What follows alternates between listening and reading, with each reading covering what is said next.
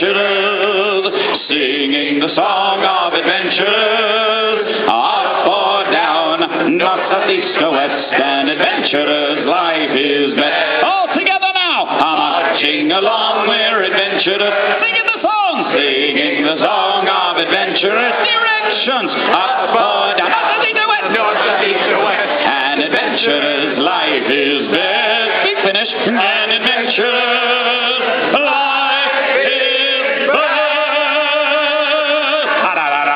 Kungaloosh!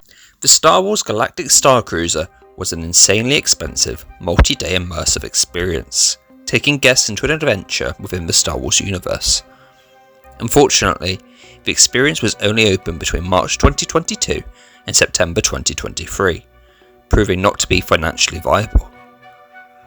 However, the Galactic Star Cruiser was not Disney's first immersive experience, although it was the first to span over multiple days.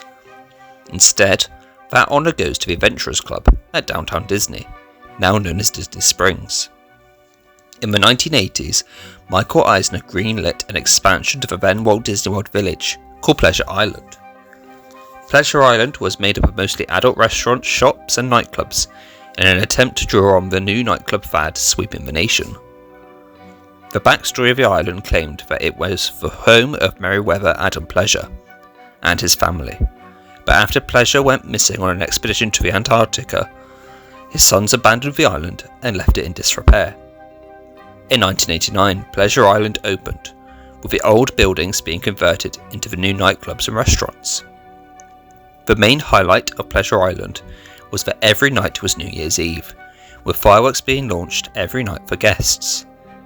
The other highlight of Pleasure Island was the Adventurers Club, an immersive club taking guests back in time to 1937.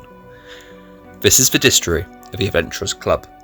The Adventurers Club was located in Meriwether Adam Pleasure's library, being used to house Pleasure's ever-expanding collection, as his wife Isabella was not happy that her house was being taken up by the treasures from Pleasure's adventures. The library was built in 1932 and became the headquarters of Pleasure's Adventurers Club, with a society being founded in the 1920s. The Adventurers Club in Downtown Disney was set on New Year's Eve of 1937 during an open house. Guests entered the club in the zebra mezzanine, which formed a balcony around the main salon. After walking around the zebra mezzanine, guests descended a staircase into the main salon. Here, several new member induction ceremonies took place throughout the night. Meanwhile, Colonel Critchlow Sunchbench is on duty, aka asleep, and wakes up to lead new inductees in reciting the club's song, though is only awakened when offered a free drink. Another room was the mask room, a small room that was full of masks that could move, laugh, and occasionally talk to guests.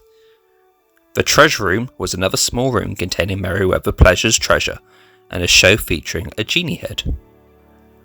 The final room was the library, containing the main stage where several different shows are performed throughout the night. Throughout the club, guests could interact with various members of the Adventurers Club, learning about their backstories. These included Club President Pamelia Perkins, Club Treasurer Otis T. Wren, cabaret singer and adventurer Samantha Sterling, aviator and ladies' man Hathaway Brown, Club Curator Fletcher Hodges, and junior adventurer Emil Blehor. Occasionally, Madame Zarkov would make an appearance in the club, who was a mysterious Roma woman. During the night, Emil, Otis and Hathaway would compete in the Balderdash Cup, where the Adventurer of the Year is crowned, usually being the underestimated Emil. Due to the immersive nature of the Adventurers Club, it proved to be a major hit for guests, with many adopting the club's greeting of Kungaloosh. However, in the mid-2000s, it was decided that Pleasure Island was not making enough money, particularly after Raglan Road moved into the former location of Jazz Club in 2005, bringing with it rent paid to Disney. On September 27, 2008, many of Pleasure Island's clubs closed, including the Adventurers Club. However, new tenants for the club's locations were hard to find, and the clubs were just left vacant. In 2010, Disney announced Hyperion Wharf to replace Pleasure Island, adopting the waterfront theme of the section of Downtown Disney. Those plans also fell through after demolition initially began. Finally, in 2015, Disney announced that Downtown Disney would be replaced by Disney Springs, with Pleasure Island becoming a section called The Landing. Whilst the Adventurers Club closed in 2008, its legacy still lives on around the world. In 2011, Aulani, a Disney resort and spa, opened in Hawaii, designed by Imagineer Joe Rohde, who also worked on the Adventurers Club. In the Auntie's Beach Club at the resort, there is a letter to Auntie's husband Dreamy from Pamelia Perkins, claiming Dreamy became a member of the Adventurers Club in 1930. The letter came with a photo of a Pillagers Brigade. According to Pamelia's letter, one of the members of the Pillagers Brigade was Harrison Hightower III, who learned on this expedition of the Shiriki Utundu idol, a reference to Tokyo Disney Sea's Tower of Terror. In 2013, Mystic Point opened in Hong Kong Disneyland. Several props from the Adventurers Club were used in the creation of Mystic Point, particularly the mask from the Adventurers Club being featured in the Explorers Club restaurant.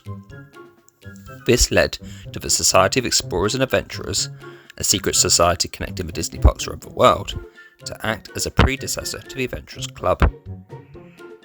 Additionally, a new interactive queue opened in Magic Kingdom's Big Thunder Mountain in 2013, containing a letter from SEA member Jason Chandler to Barnabas D. Bullion.